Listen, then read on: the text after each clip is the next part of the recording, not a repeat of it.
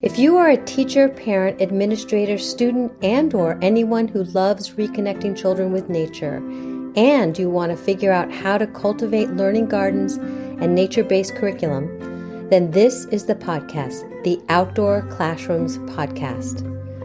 My name is Victoria Hackett. I am the founder of Outdoor-Classrooms.com and the Secret Gardens Nature Classes. I love witnessing the magic that happens when children are playfully learning outdoors. Observing the return of wonder and curiosity when children are interacting with nature is pure magic. This is the podcast that is going to help you capture children's interest and give you not only inspiration, but some real life strategies that are going to help you figure out how to use the outdoor space, your outdoor space, as a teaching tool, so you can enlighten the playful learning experience for young children. Welcome to our Outdoor Classrooms community. Hello, everyone, and welcome back to the podcast. This weekend, I sat among thousands, it felt like millions, of parents watching my son graduate from Cornell University with a degree in mechanical engineering. I'm beyond proud. And like many parents, during moments like that, I found myself drifting backward in time. Not the big milestones necessarily, and not even the report cards or the accomplishments, but it was really the tiny moments, just the little ordinary ones. He was a Lego guy, and I will always think of him as a Lego guy. And it just is amazing that he's sort of in his world doing that. But I also remember the muddy boots by the door and the hours and hours that we spent outdoors and the fort building. And actually, I really remember him building when we had huge snows. He was really, obviously, because he's a mechanical engineer, but building these enormous igloos and forts and collecting sticks and rocks to add to them. So this endless curiosity, the freedom to wander and explore and build and fail and try again. And it kind of surprised me in terms of how I felt during this time. It was unexpectedly sitting there at the graduation, it downpoured. I mean, it was pouring with rain, which in some ways sort of made it incredibly memorable. I was actually in the right gear and felt very cozy and wonderful. And there was just there was so much rain, I can't even tell you. But I found myself thinking about outdoor classrooms because the truth is, so much of childhood's growth is invisible while it's happening. And here we are, all of a sudden, we're sitting in a graduation ceremony in the pouring rain, and outdoor learning asks us to trust that anyway. So today I want to talk about the long game of childhood and the mud kitchens and graduation stages and the kinds of growth we cannot always measure in the moment, and about why learning matters far beyond childhood itself. So, as educators and parents, it's easy to focus on the visible outcomes. We look for reading levels, we look for scores, we look for benchmarks, we look for those finished products, the evidence, right? That's what we're told to look for. So we want that reassurance that learning is actually happening. But sitting at graduation this past weekend, I realized something. The most important parts of development are often the hardest to measure while they are forming. The other thing I just want to note is that he was on a car team, and I think he learned more from the collaborative family that he built in that car team than he did in any one of his courses. It was just the connections that he had with his peer group in that, and creating something together and problem something together and so intensely. That alone was his core memory, I believe. And I think that's because there wasn't one hands-on chart showing growing resilience, increasing confidence, emotional flexibility, creativity, problem solving, perseverance. Those things develop slowly, they develop quietly, and often outdoors when children are figuring out how to balance on a log, how they're negotiating in a mud kitchen, how they're building forts together. And notice none of these scenarios have adults in them. They're alone, figuring it out on their own. They're solving conflicts during play. They're experimenting with loose parts. They're taking these manageable risks. Adults are around close by to make sure that they're navigating this uncertainty in a safe manner, but they're doing it on their own and they're doing it outdoors. So those moments can look small from the outside, but they're not small. They are building a human being. So, what does outdoor learning really build? I think sometimes we underestimate the learning because it doesn't always look academic in the traditional sense. A child mixing mud and leaves in a pretend soup doesn't necessarily look like quote unquote learning to everyone. But outdoors, children are constantly practicing. They're practicing decision making, they're practicing collaboration, they're practicing innovation, observation, communication, adaptability, and perhaps most importantly, they are developing agency. Outdoor children learn, I can figure things out. That matters. That's huge. If they have that agency, think about where they can go. I think of that book, The Places You Will Go. So, especially in a world where so much is structured and managed and rushed and controlled, outdoor learning gives children opportunities to encounter problems, tolerate discomfort. It was absolutely amazing to me to see this graduation, which again, I cannot even tell you how much it rained. It was downpouring. But the graduates that I saw were joyful, dancing in the rain, singing. Even the vet school, they had sort of balloons that they were dancing around. I'm sure if you looked a little closer, there were people that were completely uncomfortable. But the energy and the exuberance and the number of parents and families in the stands was unbelievable. My son said the view was unbelievable. He could not believe that people were sitting in the stands for that long. We were there for, I think, 3 hours. But this same concept really travels into our outdoor classrooms, tolerating that discomfort, testing ideas, making mistakes, persisting through challenge, not because an adult immediately stepped in, but because the environment invited them to. The environment invited them to step in. And years later, I think we often see the result of those experiences without realizing where those capacities began. So, what is this question from mud kitchens to engineering? So, as I watched my son graduate with an engineering degree, I kept thinking about how engineering itself is really rooted in childhood play. And who he was as a child, he was my Lego guy. He just couldn't get enough of building and testing and even failing and then rebuilding, problem solving, curiosity, that just how can I do it better? How can I do it faster? And that creativity. And even how he speaks about his car team.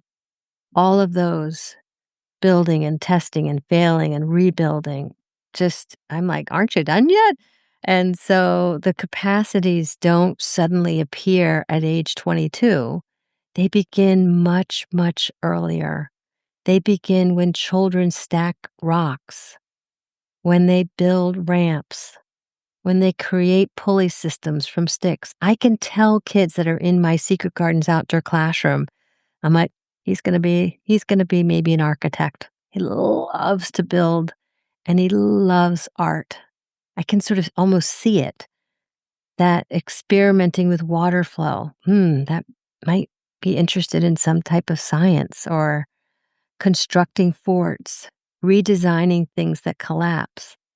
Outdoor play lays that foundation for later thinking. So it's not led by educators, it's not led by us as adults. It's us stepping back and saying, wow, what are they drawn to? And I can tell you that many of the things that they're drawn to as children at a young age will be something that they lean towards as adults. So, not because every child becomes an engineer like my son, but because outdoor learning teaches children how to think, how to adapt, how to persist when something doesn't work, and maybe most importantly, how to remain curious.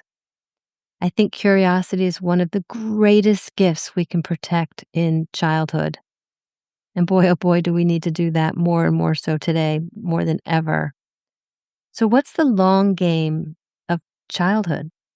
One of the hardest things about parenting and education is that we rarely get immediate proof that what we're doing matters, especially in outdoor learning.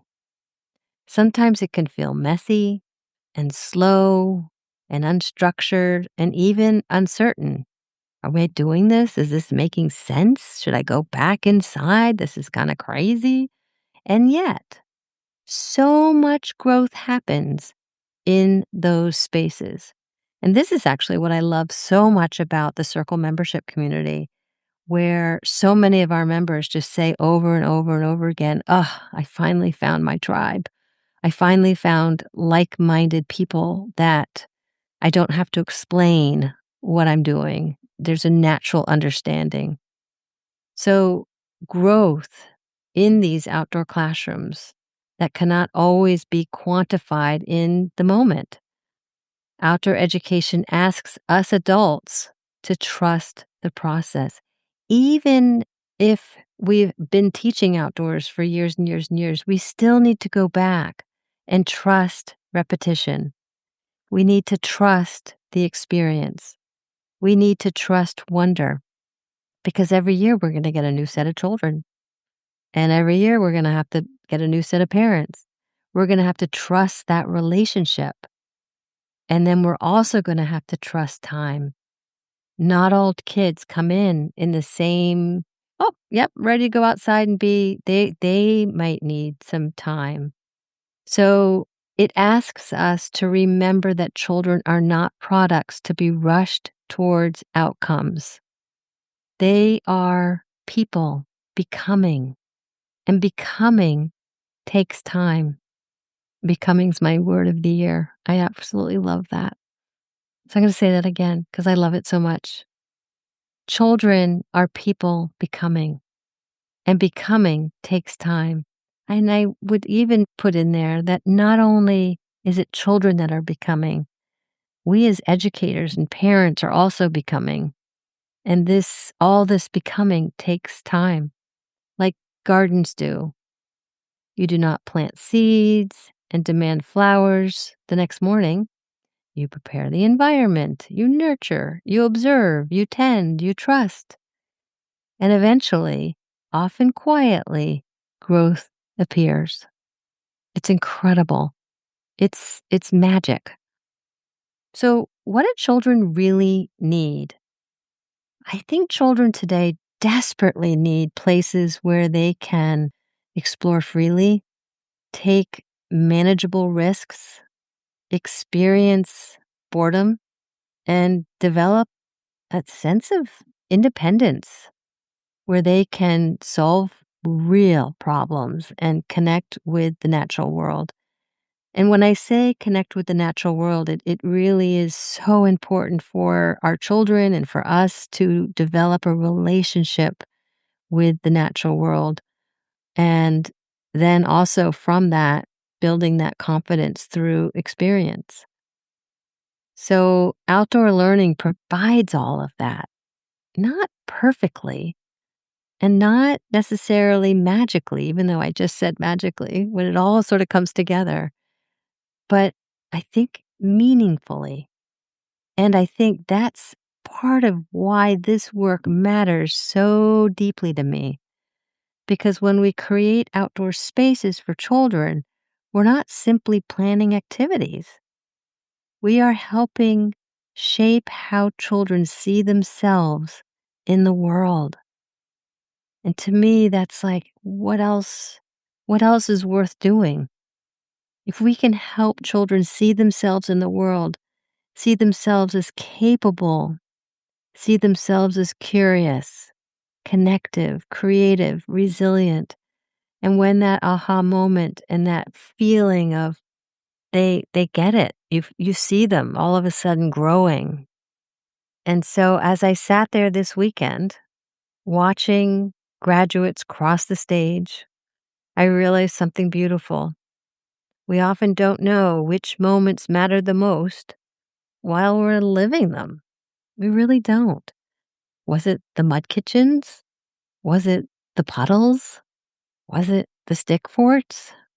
The long afternoons that we spent outdoors? The freedom to wander and wonder? Was it a circle of friends? Was it biking around the neighborhood? Feeling free? What I'd like to say is those childhood experiences, those core memories accumulate. They accumulate slowly, they accumulate quietly, and they accumulate powerfully. And maybe outdoor learning matters not because of what it produces immediately, but because of who children become over time. Who children become over time. So we are growing too, and maybe there's another layer in all of this. As parents and educators, we spend so much time focusing on children's growth that we forget something important, that we are growing too. Sitting at graduation this week made me realize that in a very emotional way, because parenting changes us, teaching changes us, loving children changes us, outdoor learning changes us. It teaches adults to slow down, to observe more carefully, release perfectionism, become more flexible, tolerate uncertainty, trust the process, and notice beauty and reconnect with wonder. And honestly, I think outdoor learning can be profoundly healing for us adults because somewhere between the mud kitchen, the puddles, the windy days, the sticks, the child led questions, and the long afternoons outdoors, adults begin changing too. We become more patient, we become more present, we become more comfortable with imperfection. That is so true. We connect with the rhythms of the natural world and maybe more connected to ourselves.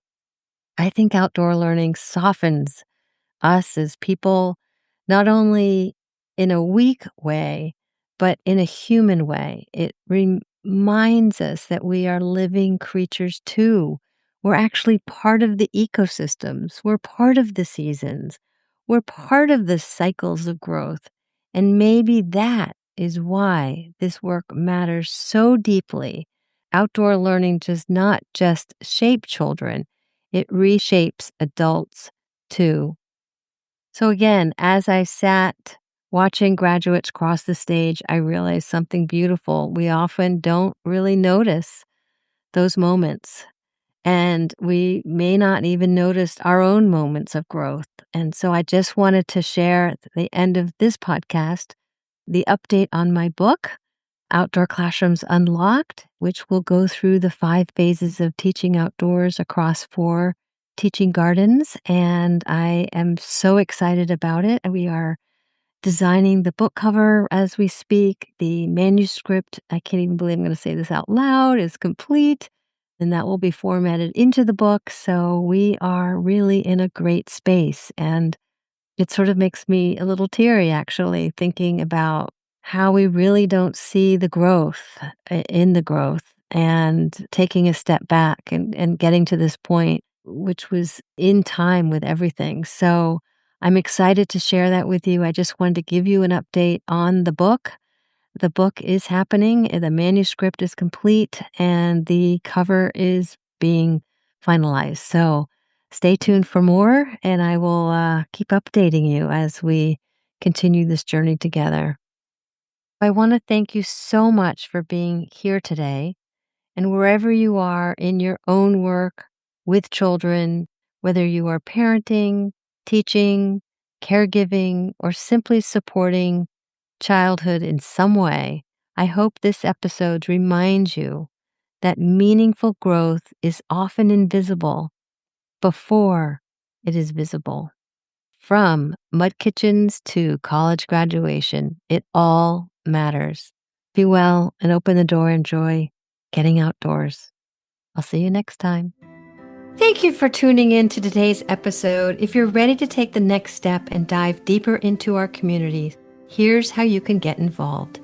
First, you can join our 1-hour workshops. These happen every month with fresh and exciting new topics each time. It's a great way to get a taste for what we offer. If you enjoy the workshops, you can become part of our Circle membership community, and this will give you access to not only all the new workshops that happen every month, but it will also give you access to our entire workshop library, which is growing. It will also give you access to our monthly roundtable discussions. And also, as a member, you receive exclusive discounts on all our programs. It's wonderful, wonderful family. The final step, if you would like to dig deeper into our community, is to join our Outdoor Classrooms Teacher Certification Program. This program is for those educators who are eager to dig even deeper into our programming, and it's the perfect next step. If you want to learn more about each of these programs, or you're not sure where you need to start, or any questions that you might have, schedule a one-on-one discovery call with me, Victoria Hackett. I will put all of that information in the show notes. You can also go to our website at www.outdoor-classrooms.com to learn more information. We can't wait to welcome you into our community. Until next time,